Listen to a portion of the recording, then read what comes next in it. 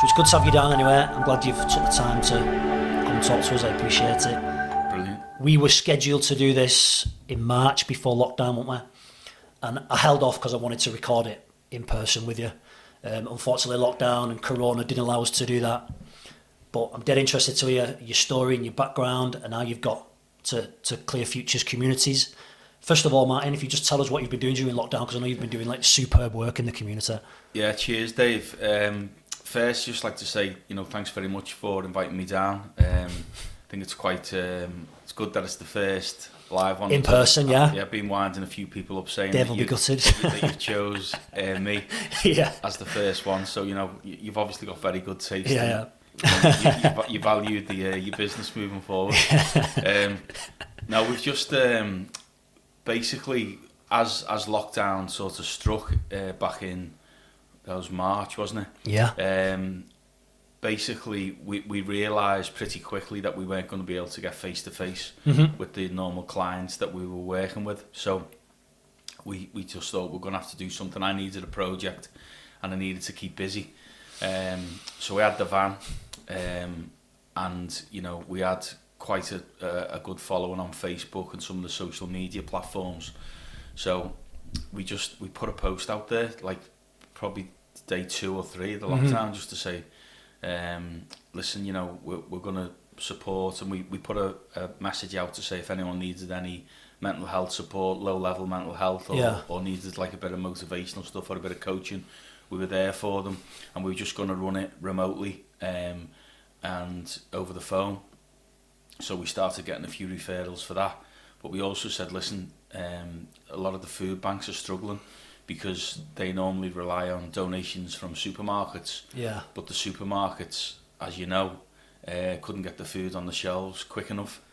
So the backlash of that was they didn't have a lot of surplus of food. Yeah. So that wasn't feeding back to the food banks. So even well-established food banks were had less food when they needed more. Yeah. So I was like, right, okay. So we put a post out to basically say if anybody was just going shopping and they could afford just to throw a few extra tins in or some non-perishable goods, and basically we created a monster really. It just went. I was coming out of our house in the morning and I'd trip over a box of tins that I didn't even know who'd left it. In the end, it was just. It's good to show though that the community's getting behind people, because there was kind of COVID was kind of almost 3 tiers of kind of people who suffered from it, weren't there? So there was the people who were just furloughed or working from home, who were still getting money in, but they just had to stay in. There was people who were obviously getting sick from it and really poorly from the actual virus, but then people who you're working with who can't even feed themselves, it's people like me and other people don't actually appreciate that there was them people who couldn't actually eat or feed themselves and that. So that's it. The fact that people were willing to help you out as well with tins and all that, it's fantastic, isn't it, to see the community come together. Oh, it was crazy, but it was just it was on so many different levels. That's what got us really, because it was so somebody just as a few examples, a guy found out we were doing it and wanted to shave his hair off for charity, and didn't know who to do it for. So one of my mates knows him through a golf club, so just said, listen, my pal's got a community interest business, he's supporting local communities, and he just went, yeah, I like the sound of that. Sent him some stuff over from about what Clear Futures was. Phoned me, he went, listen, it's really gaining momentum, this. He said, I've only put it out to a couple of WhatsApp groups, and I'm up to £1,000. Wow. So anyway, he did it, and it was in the excess of a couple of grand. It just kept coming in, and then he'd ring me and say, I've got another 50-60 quid here. Yeah. So we'd go out and buy. What we were doing with that, what we tried to do with that, was purchase stuff that was a bit more bespoke. So we spent a lot of it on sanitary products and cosmetics that people don't think about. Stuff you take for granted when there's surplus of it, isn't there? But when it becomes scarce, you kind of all right, we need them essentials, don't we? And we were buying meat hampers, so we approached a couple of butchers and said, listen, this is what we're doing.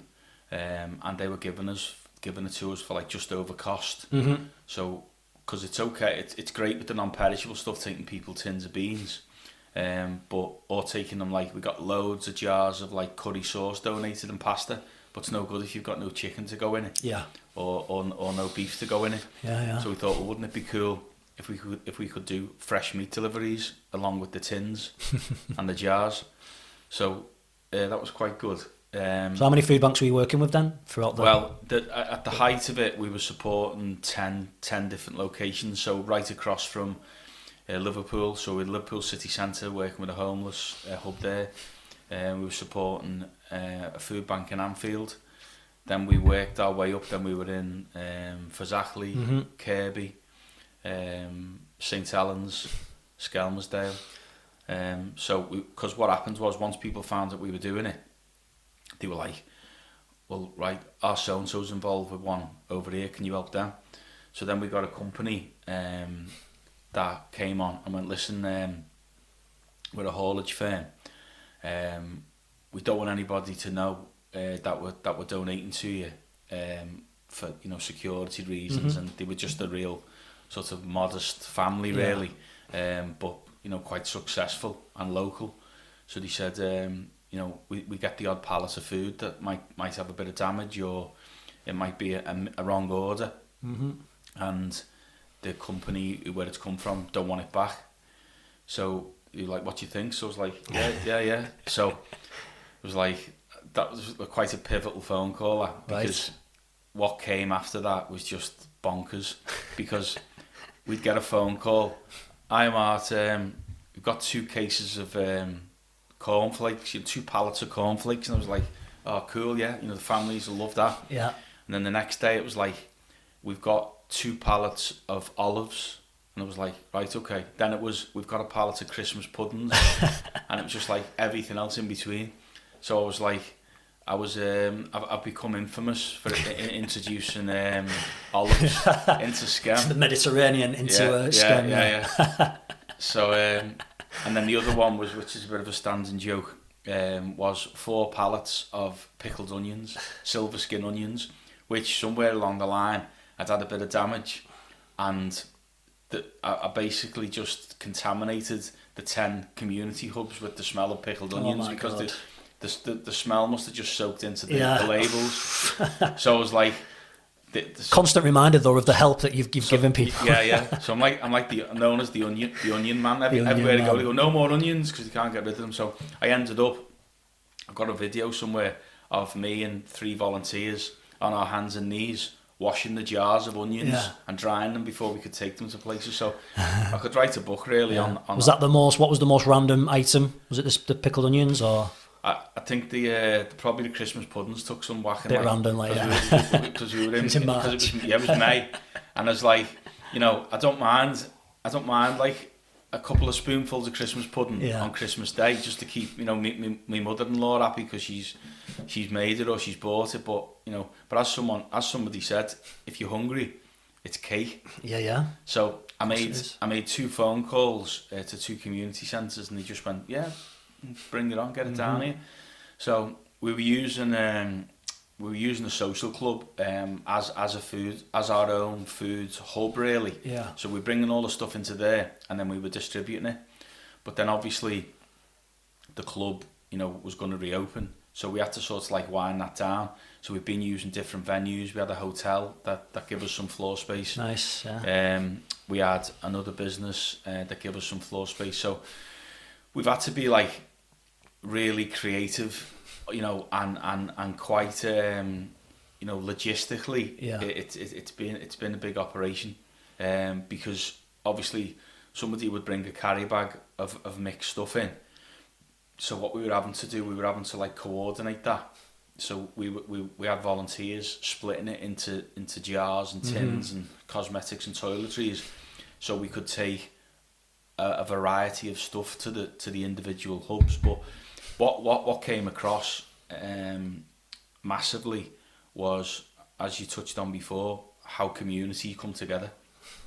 I just think, you know, it's been amazing, because people have stepped up who normally either don't feel as if they've had to, or I've just never had the time or the inclination to do it. Yeah, and now they had the perfect opportunity, didn't they? Yeah, they were getting paid. Yeah, They were on furlough, as you said. In some, you know, it's been layered so much for me. The lockdown, because as you've said there, there's a lot of different people in different situations. Some people actually have been financially better off, because they're not travelling, they're not parking, they're not going out for business lunches, they're not going out for meals, but they've still been getting the salary. Yeah. Is it Martin Lewis, the money guy, the money expert? He was saying that it's the first time that he's known people who have been able to actually like save substantial amounts of money, who've never been able to like save before through one thing or another. So it's been actually like a benefit for some people having this period where they can't go out, can't spend the money. But yeah, you're quite right. It's been layered, hasn't it? There's been different people in different circumstances. Yeah. But then we've seen, you know, the thin edge of the wedge where you know, like we've seen a couple of situations where families are really struggling. Because they'd have a member of the family who was struggling with addiction, and that's an area, you know, that we work in. Yeah. And early on, this was highlighted to us, and I was like, wow, this is just there's going to be so many areas of this that we haven't even seen yet. And one of the scenarios was the husband was normally out doing a few odd jobs, you know, just bits of gardening and bits of decorating, and was getting his bit of spending money, which he used on drink. He was buying alcohol with it. Yeah. So the money that was coming into the family through, you know, social services was feeding the kids and keeping, you know, a roof above their heads. Obviously, once lockdown hit, he lost his little bit of work, but he still needed to feed his alcohol addiction. Yeah. So he had to use the money that the family were normally using to feed them. So the wife, for the first time ever, was having to access food banks. So, you know, it was things like that was unseen, really. And then obviously all the mental health implications that comes with. But I think, without being negative or doom and gloom, because we are really positive, and, you know, with the stuff you've been doing and the stuff we've been doing, you know, our job is to keep people's spirits up, really. But I think we've also got to be aware that there's probably, you know, a lot of stuff coming over the hill that we don't know about yet. Definitely, I agree. I think we can like bury our heads in the sand and just be like, oh, try and be positive, come on, we've got this. But there is going to be a massive gulf of mental health issues when we do start to see people get to some sort of normality, isn't there? Yeah. How did you have much work with the homeless during the COVID? I know you've mentioned homeless. Yeah. I think that's something that I've never even been aware of. How did the coronavirus and COVID affect the homeless? Well, actually, there was a massive. Obviously, we realised that it was a major issue because, you know, people on the streets were obviously very, very vulnerable, more vulnerable than normal. So basically, what happened was hotel chains that obviously had to close stepped up in conjunction with the local councils, and they opened the hotels up. Ah, nice. For the homeless, and then there was different organisations that we were supporting that were feeding them. There was one particular one that basically took over 28 rooms, and it was really interesting speaking to them, because they said there was just such a cross section of people. Like there was people who just become, you know, recently homeless. There was one case of a guy who worked for some type of organisation, and he was like the odd job man and did the gardening. Yeah. And as part of his job, there was like a static caravan in the grounds where he lived, and he'd lived there for 10 years. So he hadn't had to like. That was his home, and he got his wages. The organisation went into lockdown. He couldn't go to work, so he lost his home. So there's the likes of that, and then the other end of the scale is obviously these people who've been, you know, on the streets for a long time. Yeah. So it's just been so complex for communities to sort of work through. And again, I think what it's proved is, as a country and as a region actually, how good we are, you know, you know, and how people have pulled together. What we've been talking a lot about is the transition now, about formalising some of the volunteering, and I think this is going to be a big area moving forward, because there's people who've been on furlough. Like, I've had volunteers working with Clear Futures who've been on furlough, and I just wanted to do something, and I've never really had the time in the past to do it. So they've stepped up and they've really enjoyed it, and they don't want it to stop, but they can't commit to the level that they have been doing because they're going back to work. Because they've gone back to work. Yeah. So I think our job now, and the community centres' jobs, are to look at them volunteers quite structured really, and say, right, okay, you've gone back to work in Jaguar Land Rover and you work nights, but you know what's your skill set, what you do, you know. And we've had people who've been in like IT, or people who've been in the building industry, and they might go, well, do you know what, I can't really do the 15 hours a week that I've been doing. But do you want me to keep an eye on your website, or do you want me to manage your social media? Because I can do that overnight, or I can do that in my lunch hour. That's again a way of adapting the skill set of your volunteers, rather than actually man hours and being there in person. People with skills like that, with the websites, social media, it's another way they can definitely help in it. I never thought of that. Yeah, but unless anybody comes to them and says, it's a simple thing to just go, what can you commit to? Yeah. But you'd be surprised on how often them conversations aren't had, because with all due respect to the people who are running the organisations, they're so busy just basically keeping the doors open and keeping it ticking over. They can't really dedicate the time to do that. So we've been looking maybe in the future to helping out with that, and getting involved with some of the organisations that we have work with, especially the ones who haven't really needed volunteers in the past. There's about 2 or 3 where they run quite lean, and they've ran with 3 or 4 members of staff, and then they've ended up with like 20 volunteers coming in to help with the food distribution and to help with transport and things like that. But now they've diversified like we have, because we'd never looked at food. We'd never had that. It just wasn't our thing. You know, if somebody would have told me 6 months ago, you know, we'd be supporting food banks, I wouldn't have really been able to get my head around it. Now I find myself on Facebook again yesterday, asking for more donations and continued support. I can't remember if we were recording by that time. We were talking about that before, that people are going back to their normal lives now, aren't they? But we've got to understand that there are people who are still kind of struggling. It's not the end for some people, so we do need people to still provide some non-perishables if they can. Definitely, yeah. So we just put a fresh appeal out yesterday, because we've sort of been like mindful of our commitment, because I think this is also important, because the stuff that we were doing, the coaching and the addiction support and the family support, that is still, well, that's more you know, needed than ever really, but the food still is.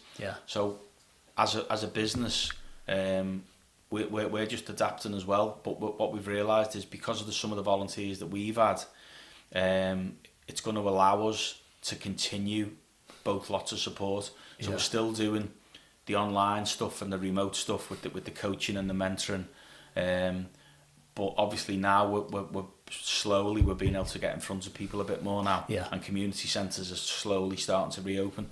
So we're still doing that, but we are still going to do the food. So so we've said to people, listen, lockdown's easing, but the demand isn't. Because a lot of people, I think, have just thought, well, we're through the worst of it now, but some of these needs in March haven't changed now, and aren't going to change for the foreseeable, really. You know, so tell us about Clear Futures then. I know we've mentioned a few things like homelessness, addiction, stuff that you consider like your main kind of role. How did it come about, Clear Futures, and what is your sort of experience bringing into the organisation? Well, it goes back to 2009. So I hit my rock bottom in 2009. I've always been in the hospitality industry, so ended up running nightclubs and bars around Liverpool. Yeah. And really I've just been struggling with alcohol and drug addiction. It's sort of been like a functioning alcoholic and cocaine addict, really. Right. Is that just from being in that kind of industry and that scene? Yeah, I think it's probably a bit deeper rooted than that, but I think that made it easier to do it, and I probably found myself moving towards that industry because if kind of hiding in plain sight. Yeah, because it was almost acceptable, really. Yeah. And I managed it okay, but as 2007, 2008, it just got a grip of me, really. Lost control of it, and you know, as I say, hit me rock bottom in 2009, just about to lose my job. Missus was just about to leave me. Mum was trying to get hold of me for 4 or 5 days to tell me my brother had cancer and needed a big operation. I'd like, you know, drug dealers after me, and you know, Tarantino wouldn't make the film. I don't think, he probably wouldn't believe it. So I just, you know, I knew I needed to change. Fortunately, stumbled across Cocaine Anonymous, and walked through their doors in March 2009. Knew that I needed to make massive changes, and just got it. Yeah. You know, needed to understand it. So what happened? What happened for you to acknowledge that? What was it that? Can you pinpoint what it was that you thought things have got to change now? Yeah, I think it was just, if I was to be honest, I was probably just like, we talk about people's rock bottoms being different. You know, some people's rock bottom is they end up homeless and, you know, they're on the street. Some people's rock bottom is they break into the last £1 million. You know what I mean? Mm-hmm. Mine was a combination of things, and I think it was the harsh reality that I was losing everything around me that was dear to me. Yeah. And I knew I needed to do something about it, and I tried many times and failed. But this time I knew if I didn't do what I was doing, and sometimes when I do my motivational speaking, I say, you know, if I'd have turned left, I'd have ended up in jail. If I'd have turned right, I honestly believe it would have killed me. Right. The circles I was mixing in, and what I was doing to my body, I just couldn't have sustained that, really. So I think, yeah, it was a combination of a lot of things, but I was shown that there was an answer, and I was taken through a program, which has actually massively helped me and helped a lot of people, you know, throughout the last, you know, 11 years or so. Yeah. Because what I've managed to do is I've used my life experience combined with the program that I was shown to create, you know, a program of recovery. Right. Mixed in with some of the life coaching skills that I've picked up. You know, my life experience and my addiction recovery experience. Yeah. But what's really powerful is Clear Futures has become so much more than just recovery. You know, it's become you know, much more in depth than that. It's still based a lot around motivation. Yeah. But it's you know, a lot of the time I find myself not speaking about alcohol and drugs, which I think is really important. Yeah. You know, we say that we're in the people business. You know, and whether you're homeless or whether you're the CEO, you know, of a blue chip company, we've still all got the same, you know, of course, same problems. So that I like that, but honestly, it's been an unbelievable time, really. I've enjoyed every minute of it. Yeah. And some of the people that I've met, the likes of yourself and some of the people that we've got around us, it's just like I bounce up every day, you know, and I just honestly buzz about everything that we do. It's interesting. I've been watching a guy called Paul Mort online doing like some online coaching and stuff, and one of his big things is waking up in the morning. How do we create energy in the morning? So you're just talking about getting up and buzzing for the day. how do we create that energy? And that energy can come from obviously enjoying what you do for a living. It can come from changing states, so getting up, having a cold shower, or listening to a motivational song. And I think it's important that we do wake up with energy in the morning, and we're not just half-arsing the day. Do you know what I mean? Yeah, I and like if you've got purpose, like you've got a purpose to go and help people, you can be buzzing, you can take charge of the day. But it was just an interesting way of looking at it. How do we create energy in the morning? Definitely, I've never really thought about that, but I think what it ties in with is a lot of stuff that we talk about. It's about being aligned, isn't it? Yeah. And it's about like if you've gone to bed the night before with a load of stuff on your mind because maybe that your life is chaotic for whatever reason, or it's not structured, or there's an area that you're ignoring and you haven't dealt with, then that's going to play on your mind when you wake up. So it's interesting that I've never really thought about that. Yeah, just a different way of looking at things that I'd never thought about before. But like we all know, you can wake up kind of, if you're not that motivated with what you're doing for a living, and a lot of people aren't they? People just see job as a means to an end, isn't it? But we wake up and you kind of just ease into the day. Before you know it, it's dinner, and then before you know it again, you're cooking your tea and you're going back to bed again. But how can we create energy during the day? Definitely. Yeah. And I think that's also interesting, like, because it brings everything into play then, doesn't it? Because you might be waking up thinking, well, I'm not looking forward to going to do my job. Well, I'd be saying to somebody, well, can you do anything to make your job more interesting? Yeah. Or what else can you do? Yeah. Why are you doing that? Yeah. What are your interests? What are your hobbies? Yeah. Can you tie that in?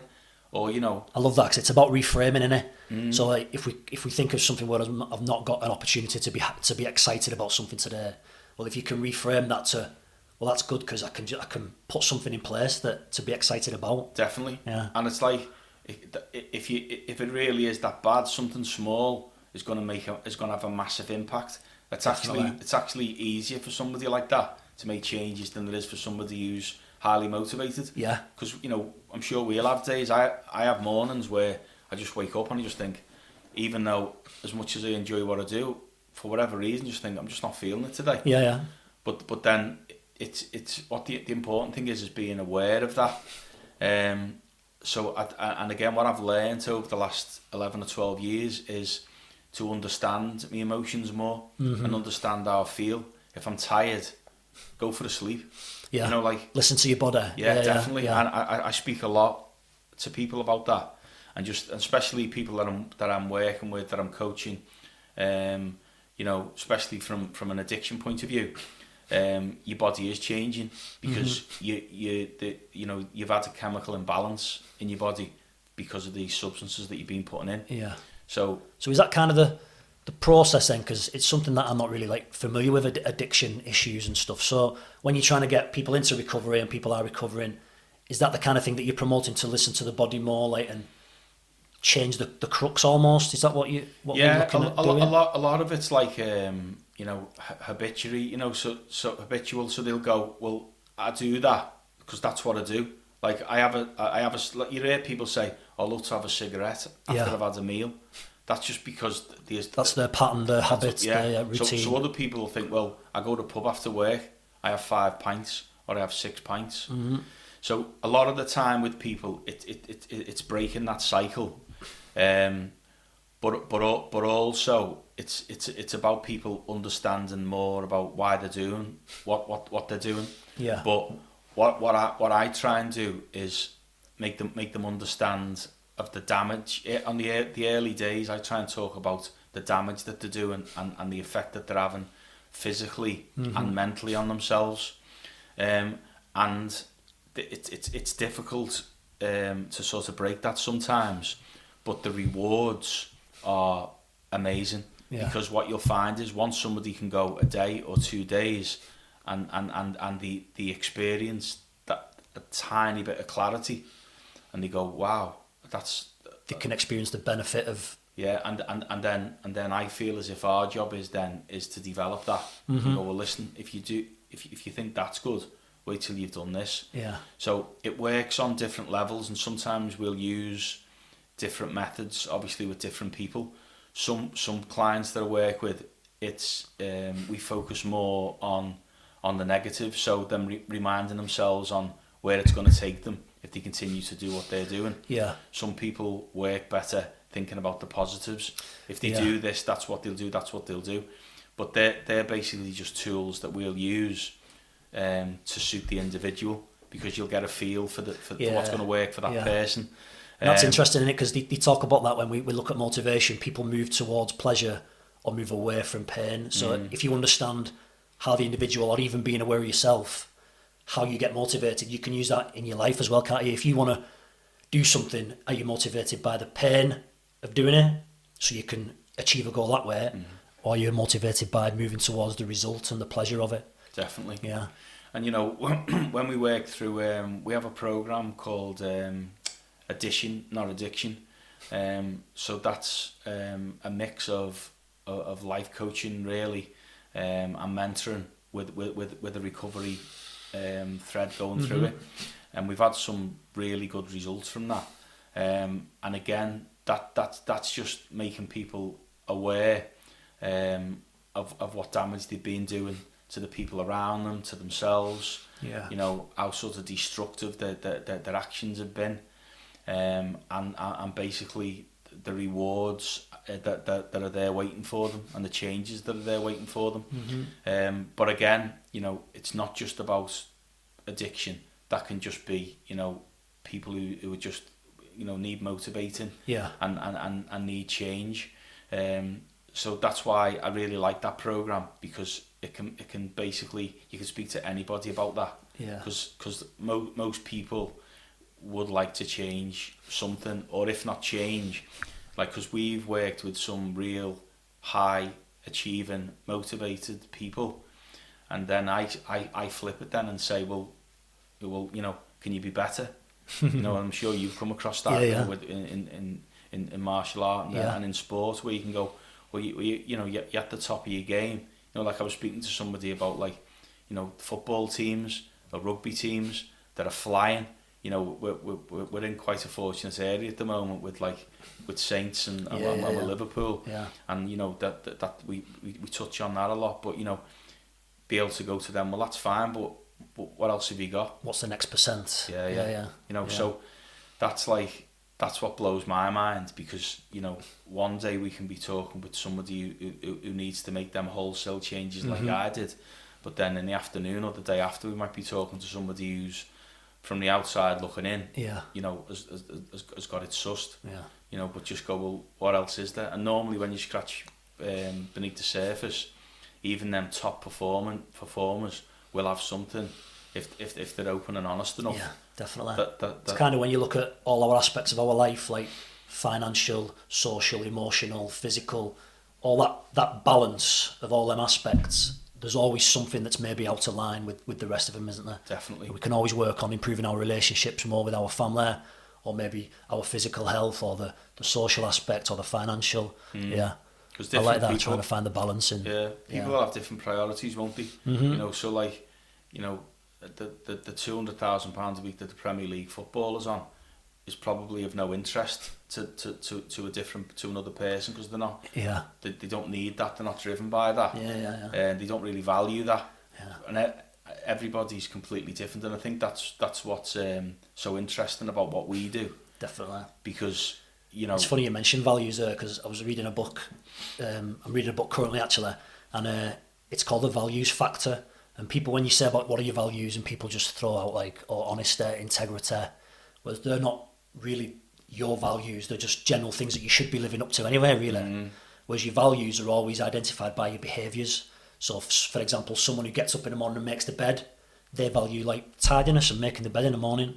Someone else might not value that as much, but I value people turning up on time, punctuality, whereas someone else might not value that as much. So your values are always shown in your behaviours, and it's something that I was like, fucking hell, I never actually thought about like that before. I like that. So if someone looks at everything they're doing a day, the behaviours, they'll be able to suss out the values and what's important to them. And I think that's what we promote journals a lot, you know, and you know, I think again that's where they come in, because you can basically, if you put your emotions down and you're logging them, then you can work through them then, and as you say, you might you'll pick values out of that as well, Yeah. won't you? Because if you're putting down how you feel and how people have made you feel, then you're able to identify more maybe some areas. You can kind of reverse engineer, can't you, and say, Definitely. well, they made me feel like that. That means I must have this belief. I value this more. Yeah. Yeah. We have a thing. I talk a lot about the Serenity Prayer. All right. So it's some people see it as religious, but other people don't, and it's basically grant me the serenity to accept the things I cannot change, the courage to change the things I can, and the wisdom to know the difference. Yeah. I think that's. Yeah. I use that so many times. It's heavily influenced by Stoicism, isn't it? And, Yeah. and controlling the controllables. Definitely, Yeah. because far too often people get bogged down with stuff that they can't change. Yeah, I mean, my wife, I've just spoke about that recently, and like we had a conversation where Laura does try and control things that are out of her control, and I'm guilty of it sometimes. But it's understanding, like you say, having that awareness that coronavirus, can I control it? I can't control it. What can I control is our house, our family, and all that kind of stuff. Like, yeah, my emotions, my thoughts about it. Definitely. Yeah. And that comes into absolutely everything, every walk of life. Yeah. Every situation, not just pandemics, but day-to-day living. Was that from Cocaine Anonymous that you kind of started looking at that kind of thing? Yeah, that was through it was actually used a lot through the 12-step program that Alcoholics Anonymous use as well. Is it the same program that they use in the substance? So just replace the alcohol with cocaine. But as I say, the program that we've the adaptation that we've done, has sort of created it as more of a general program, which is what I like. Yeah. So it could just be somebody that's just got themselves into a bit of a rut, or they've made some bad decisions with relationships, and a lot of it stems around honesty. Being honest with yourself, and being honest with the people around you.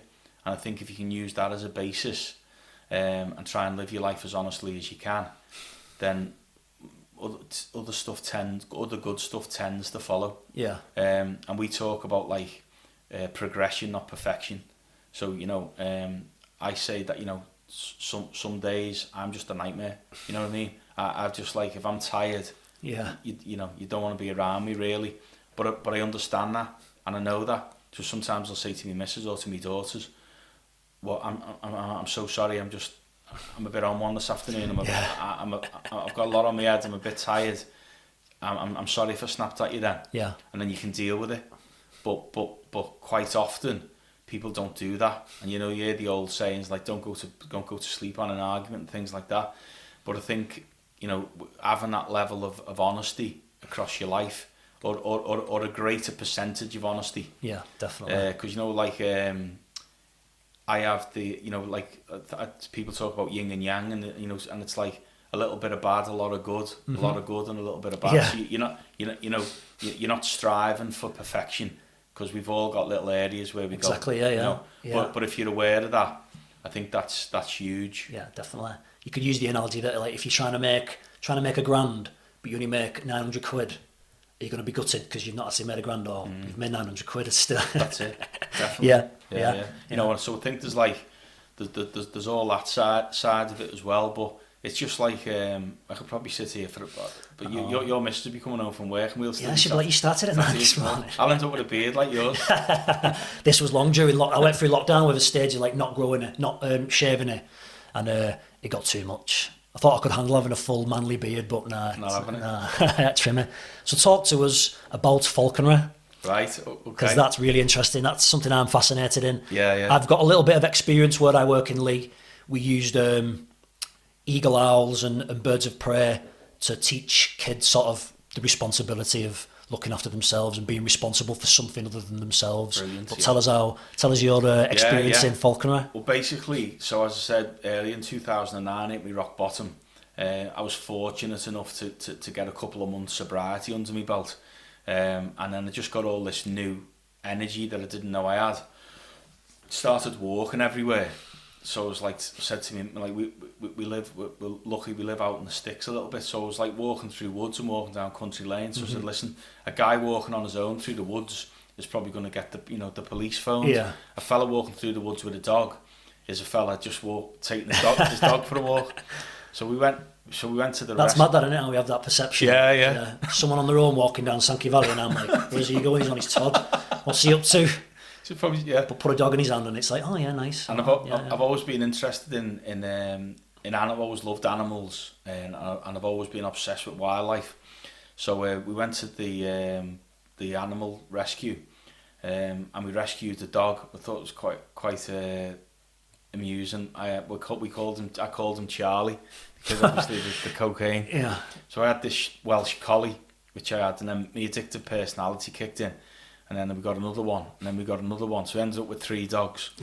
So I started training them, and through that I got to know a couple of people that were flying birds of prey. And I was like, I always remembered back. It's funny the way your mind takes you back to a place. And I remember when our girls were only like 2 and 4, 5, went to North Wales to the Welsh Mountain Zoo, and he said, it comes on the tannoy, right, the bird of prey display is about to start. So I was like, grew up near the docks in Litherland, was thinking, like pigeons weren't hard enough to fly by ours, never mind, falcons and hawks. So I was like pushing the kids out the way, and I was just like mesmerised by this guy doing this birds of prey flying display. So like literally got him in a headlock when he finished and just went, "What are you doing?" And he was like, "What do you mean?" I was like, "What is this?" And he was going, "This is my job." And I was like, "This is the coolest job. I want your job." So, and then all them years after, I remembered that.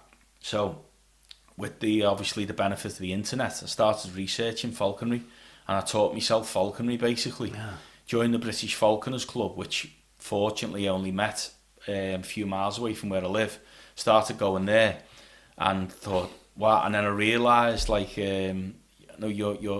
you're probably just about old enough to remember this, but it was like the Kes factor. Yeah. So and just old enough to just. Yeah, your granddad told you. So I was thinking, like, there's something here. I know that, because once I got my first hawk, I could show it to like a 3 or 4 year old child, and he'd be like really impressed, and I could show it to a 50-year-old, bouncer from town, and he'd be impressed because the child would come out of him. Yeah. So I was like, and this was before I'd even thought about doing anything with like Clear Futures or working as a coach or anything. So before you get into how you use the falcons and the birds of prey, how did you teach yourself how to do falconry? It was basically, I bought a load of books, just went online, ordered some books. There's some like classic books that are like 60, 70 years old. They're like the Bibles, of falconry. And actually the art of it is quite simple, and I kept it quite simple. You go through a process, right? And it starts with gaining the trust of the bird, and vice versa. So you've got to build that bond. Yeah. Now, obviously, moving forward, you've just touched on using it with the owls and things, where you've got that trust element, which in some individuals has been lost. Yeah. So we can draw a lot of similarities between training a bird of prey or training a dog, with some attributes that actually we need as human beings. Yeah, definitely. So I learned that, and then I joined. So I remember somebody saying to me, the last thing you need to buy is the hawk, because as human beings, we tend to do things, especially as blokes, we tend to do things the other way around. So we buy it and go, what am I going to do with it? You know what I mean? So I was like, right, okay. So I joined the British Falconers Club, went out on field meetings with them, and watched other people do it. And then I bought the Muse or the Avery where I was going to put it, and I bought all the equipment, taught myself how to tie the knot, understood how to look after the equipment, understood how to look after the bird, and then I was ready then to buy my first one, researched the breeder, researched what the best age was to buy the bird, and the reasons why, which again I could bore you with for another week. And then I got the bird, and then I made loads of mistakes. Yeah. You know, I've got scars, and you know, to prove it. Yeah. But you know, did it and successfully flew it and hunted it, and That's amazing. that was like that was massive. Yeah. Do you need a permit then to be able to like fly in areas and that? No. Well, you need permission. Right. So you need permission from the landowner because it's illegal, because you're trespassing basically. Oh, right. And there would be certain areas where there may be bylaws where where you can't hunt. You've got to be aware of all that. But no, and this is another thing which I found interesting and quite disturbing in equal measures, that the falconer doesn't need to be licensed. So Right. me and you could jump in the car now, drive up to the borders in Scotland and buy a golden eagle. Right. Wow. And I've had one of them as well. But the bird's got to be licensed. So different birds will need different certification depending on where they come from and what they are. But the actual person doesn't. But when I looked into that, I actually spoke to somebody who sits on like a hawk board, who liaises with central government on matters around falconry. Mm-hmm. And he gave me a really good answer when I asked the question why falconers don't need to be licensed. And he said because it obviously isn't enough of a problem.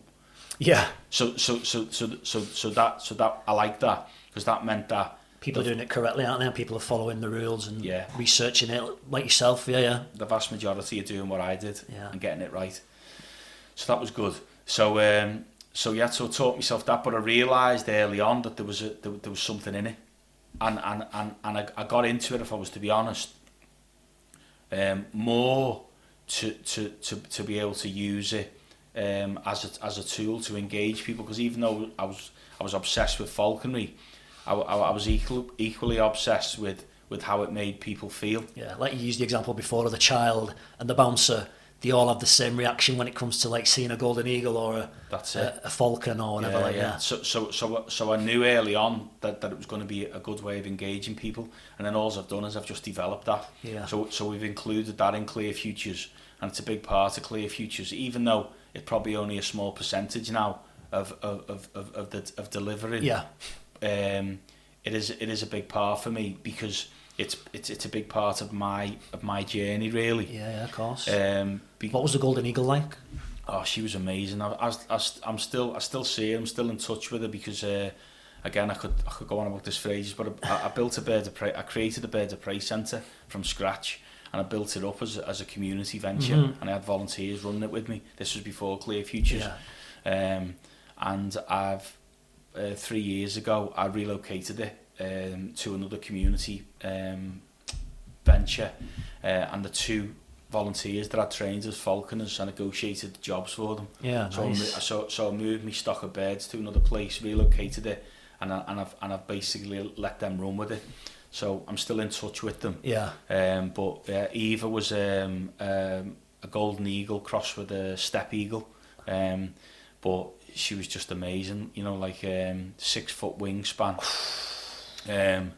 She was, but we ended up we how far would she fly away before coming back? Well, obviously she must be out of sight. You can't see where she's gone on in the wild. Obviously they'll cover tens of miles in a heartbeat, but obviously it's got to be a bit more controlled with us.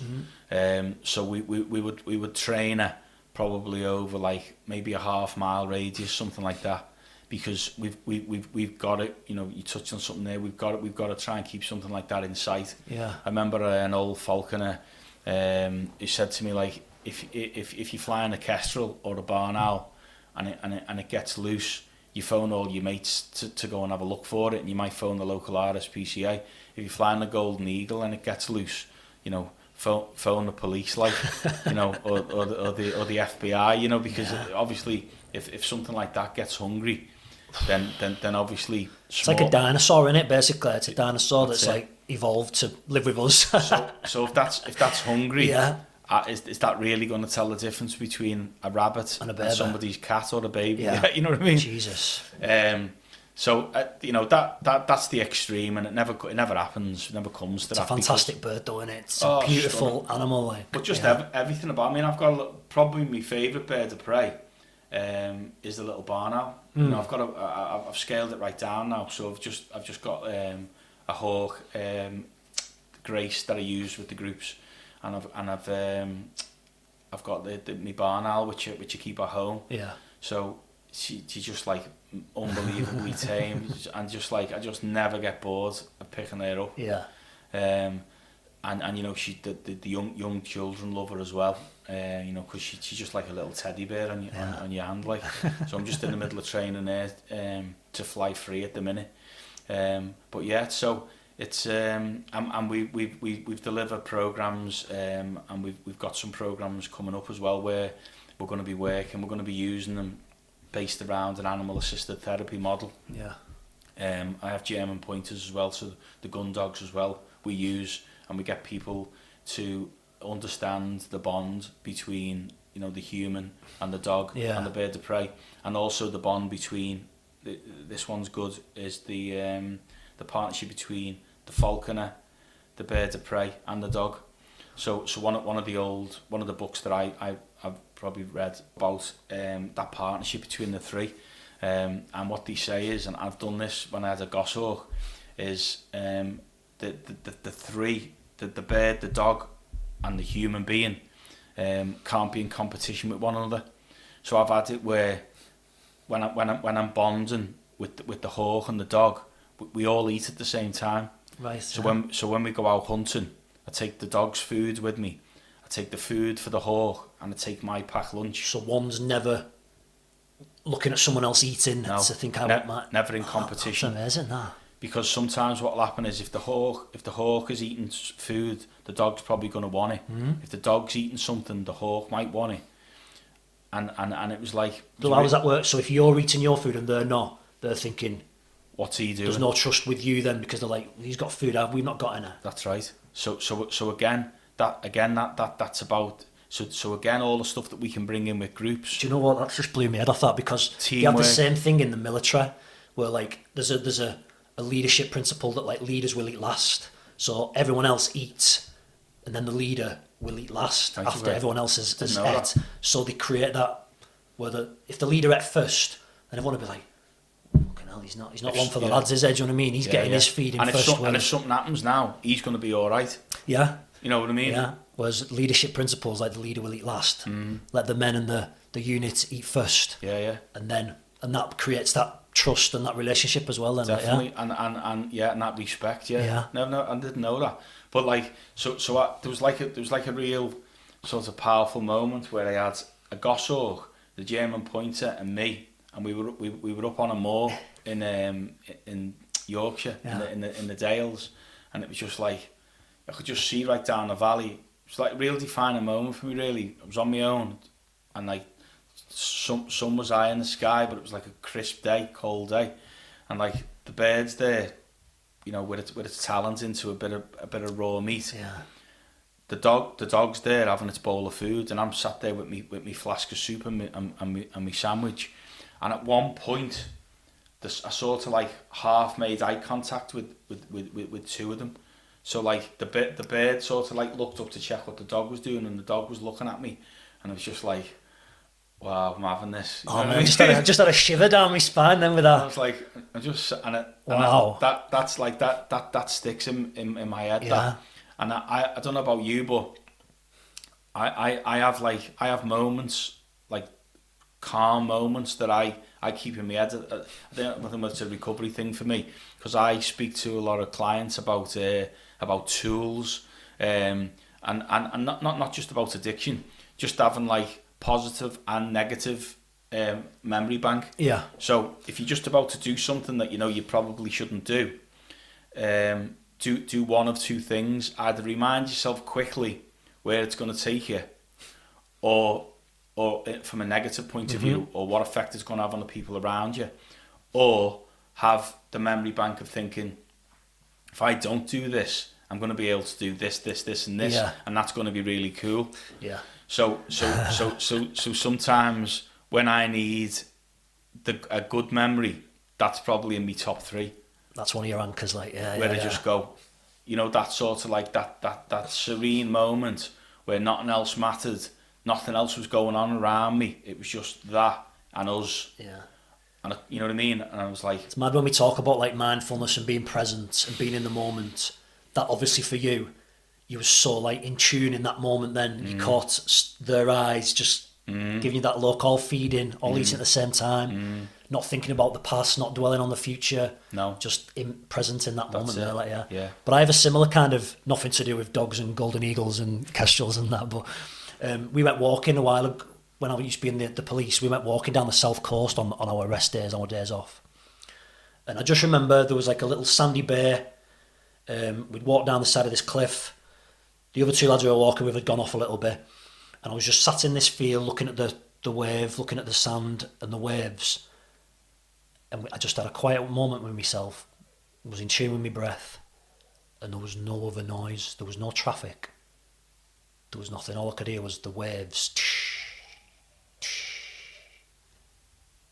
And it was silence. And I always go back to that moment. If I'm a bit stressed or whatever, like, or getting worked up, I visually take myself back to that place. And Brilliant. It's the first time I've really experienced quiet. There was no traffic, no hum of traffic or anything. There wasn't anybody talking. There was no voices. And I could just hear like the waves and the breeze and that. And it was quite powerful, really. Brilliant. But I go back to that moment sometimes. Yeah, so that's very similar. Yeah. Because it's just, as you say, whatever it is, the fact that if you are in that position where you are feeling a bit anxious, just to basically transport yourself back to there. Yeah. It's exactly the same as what I've done, isn't it? With Yeah. and it's exactly the same as when I. Yours is better though. Everyone eating at the same time, a little eye contact with the bird and the dog. I've got to be honest with you, I made it up. No. I was just trying to out-trump you. Yeah. No, but it's like I think it's like it is, and I use that a hell of a lot with it, and I think it's something that you can use with any individual. Yeah. Just to go. Yeah, but just like there must be something. There's got to be something there, or there's got to be some stage of your relationship or your life. And again, it doesn't have to be massive things. That's what I love about what we do. Some people need wholesale change. Yeah. Some people just need tweaking a little bit to make it better than it can be. Yeah, definitely. So all of that stuff you can talk to people about on levels from and I think that's why. I love what we do. It's yeah, definitely. Something that came out of a podcast I did the other week with Justin McKeown, who's a leadership and teamwork consultant, and he said purpose is always about people. So like helping people is always going to give you purpose. It's always going to give you drive and a reason to get up in the morning. Yeah. So where does Clear Futures? Obviously, we've spoke about what's kind of happening after lockdown in terms of we still need people. To donate stuff, we still need a help. Where else is Clear Futures looking to go in the future? Well, I think probably continuing with what we've done and developing what we've done. So still doing the personal development stuff, still doing the coaching. I feel like that's a massive part of what we do. Yeah. Obviously the mental health stuff. We've worked closely with Saints with Saints Rugby League. We've had a program there called Team Talk, so I'm quite involved with Saints. So we're looking to really develop that. But also, I just think we will still be involved with the hubs that we've been supporting through. And COVID. sorry, Team Talk is a men's mental health talking group, isn't it? Yeah, well, we're not particularly. It's open to. Oh, right, it's okay. Sorry, really, yeah. it was going to be originally, but I think we're just going to be right across the community, really. Yeah. And the way we sort of see it, I think moving forward is, it could be to a group of teenagers, or it could be to a group of senior citizens. Yeah. The way I see it, the way I see Clear Futures, is. It's me. I live and breathe it. Yeah. So it's whenever I leave the house, really. But you've got that experience, that lived experience. So it is like Clear Futures is your journey, isn't it? And you're like trying to impart that on other people. And definitely. And I know it probably sounds, might be a bit corny, but it's just it's not a career. It's a way of life. Yeah. And I think when you do what we do, I think. To do it successfully and to do it fulfillingly, I think that's the way it's got to be. Yeah, definitely. It's not something that you clock on and off with this. It's just it's an extension of us, I think. Yeah, definitely. I agree with that. Yeah. And I think the people who get it right, in my experience, are the ones who don't have to think too much about it. You just do it because that's their purpose. Yeah. Whatever we've done has brought us to where we are. You know, and that's why we've got that passion and that drive, and I think that's what that's what takes us forward, and that's what makes us you know, as good as we can be, really. I mean, you know, we don't always get it right, but I just think when you're driven with control, passion, I think you can only be a benefit to the community, really. It's interesting listening to the language that you use, because again, reading recently about the way people use language, and you've used driven and drive a lot there, and it's deeper than motivation, isn't it? So when people talk about motivation and I'm motivated to do this, motivation comes and goes. You might be motivated to go for a run, but as soon as it starts raining, the motivation wanes. But if you're driven and you talk about passion and drive, then you're going to do these things regardless, aren't you? Definitely. Yeah. It's interesting just listening to the language. And I think also that that comes across as well, because you know that can become quite infectious. That because if you're around positive people long enough, like it's like I used to work with a guy, and he used to call people that were negative dream stealers, right? Which I thought was really good. I've heard what's that? Dream stealers. Dream stealer. Mood hoovers. I've heard that one as well. Mood hoovers.